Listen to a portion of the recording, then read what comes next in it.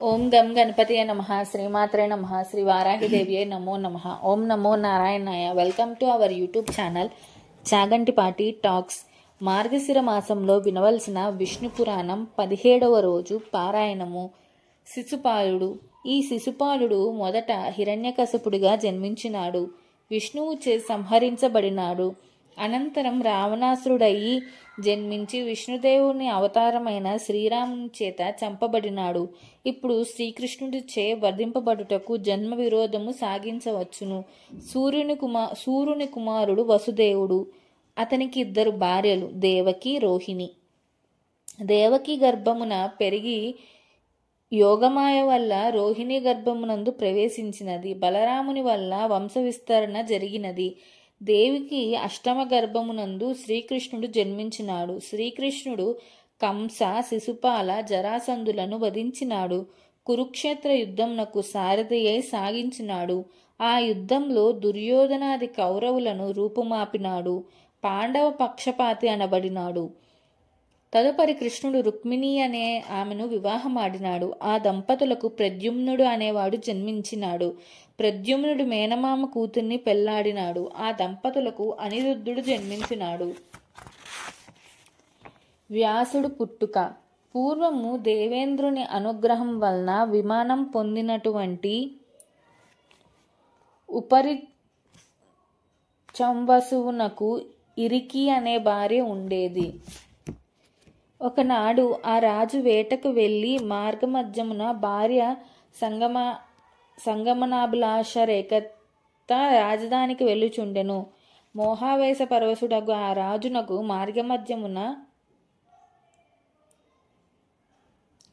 కింద పడిన వీర్యము ఒక మర్రి ఆకు దోనలా చేసి అందులోనికి ఎత్తినాడు. దానిని ఋతుమతి అయి ఉన్న భార్యకి ఇమ్మని ఒక డేగకి ఇచ్చి పంపినాడు. అప్పుడు మరి ఒక డేగ అదేదో ఫలం అనుకుని దాన్ని తీసుకొనుటకు వీర్యం పట్టుకు వెళుతున్న డేగతో పోరు సలిపినది. ఆ డేగ గత్యంతరం లేక ఆ దొన్నను కాళింది నది యందు జార విడిచినది. ఒక మనోమునికి తపోభంగమునర్చి మత్స్యరూపమును చెరించినట్లు శపింపబడినది. ఆ నదీ తీరాన చుండి ఉందిదైన నడిలో పడిన వీర్యం తీసుకొని భుజించింది. వెంటనే గర్భవతి అయింది. మధ్యుడు మత్స్యగ్రంథి అనే వారలను కన్నది. ఆ మత్స్యగ్రంథిని చూసి మోహించి తిని మాయా మా ఊరికి పుట్టినవాడే వ్యాసుడు. అఖండ తేజో సంపన్నుడై ఆయన వ్యాసుడు అష్టాదశ పురాణములను రాసినాడు. అతని శిష్యులైన సుమంతుడు, జైమిని, వైశంపాయనుడు, వాపితదేవులుడు పుత్రుడు అయిన సుఖమహర్షి భారత భాగవత పురాణములను వ్యాసుని వద్ద చదువుకున్నారు. సుఖమహర్షి పుట్టుక. వ్యాసమహర్షి సరస్వతీ నది తీరమునందు ఆశ్రమం ఏర్పరచుకొని తపోనిష్టా గరిష్ఠుడై కాలమును గడుపుచుండెను. ఆ వాటికలో తిరుగుచుండిన పశుపక్షాదులను వాటి పిల్లల్ని గాంచిన వ్యాసుడు సంతానాభిలాషికుడై నాడు. అప్పుడు శ్రీ మహావిష్ణువుని గూర్చి తపస్సు చేయసాగాడు. మహావిష్ణువు అతని అభిష్టము నెరవేర్చదలచి అతని ఎదుట ప్రత్యక్షమైనాడు. వ్యాసుడు సకల సద్గుణోపేతుడు అయిన కుమారుణ్ణి ఇవ్వమని ప్రార్థించినాడు. అందుకు విష్ణువు తగిన కన్యను అన్వేషించి వివాహమాడినట్లయితే నీ కోరిక తీరగలగదని చెప్పినాడు. అనంతరం వ్యాసుడు తగిన కన్య కోసం అన్వేషించుతూ ఘృతాచియ అను అప్సరసను చూసినాడు. సురభామనులను పొత్తు దుష్యము కాదని యోచించినాడు. ఆమెను ప్రేమించినాడు. ఘృతాచి వ్యాసుని వలపు నెరిగి కులుకుచు రామచిలుకై అంబరు వీధిన సంచరించుచుండెను. ఆమె వంక చూచుచూ మోహించుచుండెను. అప్పుడు ఒక బాలుడు ఉదయించినాడు. అతనే శుకుడు. తండ్రి వ్యాసుని వద్ద సమస్త శాస్త్రములు నేర్చుకొని మహర్షి అయి ప్రవర్తిల్లెను. వివాహముక్తుడైన కుమారుణ్ణి సంసారను రక్తునిగా చేయదలచి వ్యాసుడు అతని చేత దేవీ భాగవతమును చదివించినాడు. మార్పు రానందున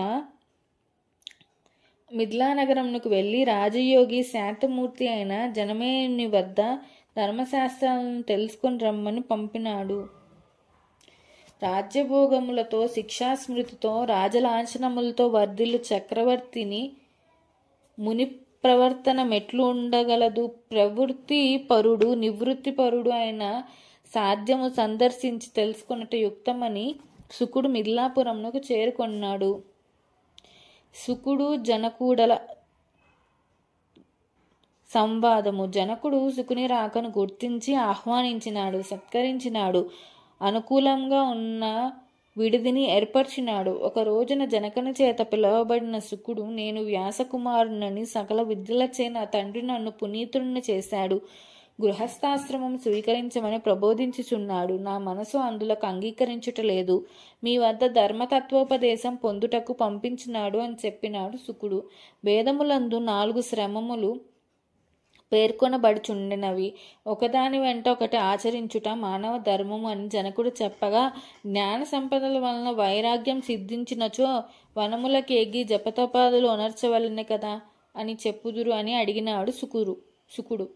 ఆ విషయము పైన జనకుడు, ఆకాశమందున్న పక్షులు చెట్ల మీద వాలి ఫలమును భక్షించును, నెమ్మదిగా పైకి ఎగబాకి చీమలు పండ్లను పక్షు తినే పండు జారవచ్చును, చీమలు దొరకబుచ్చుకున్న ఫలం పోరాదు కదా, ఎత్తన కేగిసిన వాడు భూమి మీద పడవచ్చు, నేలను ఉన్నవాడు పడినేరాదు కదా.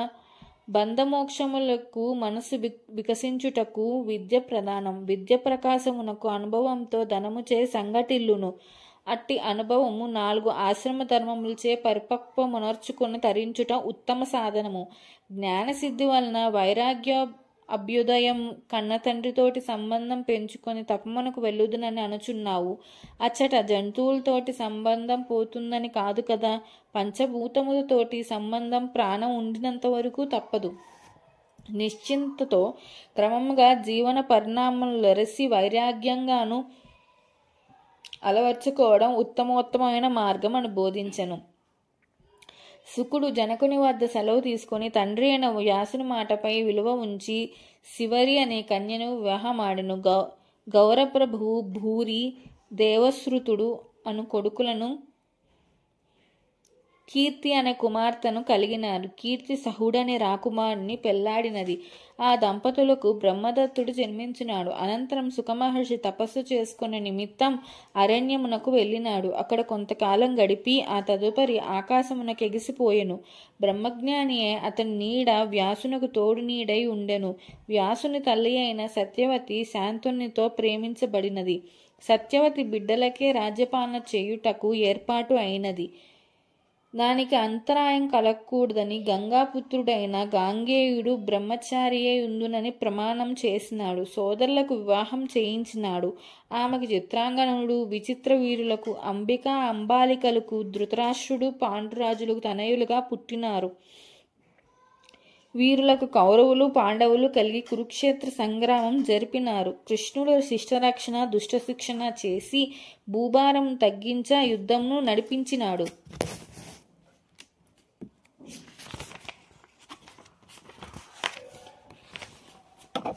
తదుపరి భాగం మరుసటి వీడియోలో తెలియచేస్తాను.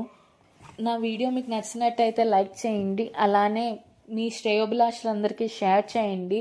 మరిన్ని ఇలాంటి వీడియోల కోసం మా ఛానల్ని సబ్స్క్రైబ్ చేసుకోండి. Please subscribe our channel. ఓం నమో నారాయణాయ. Thank you.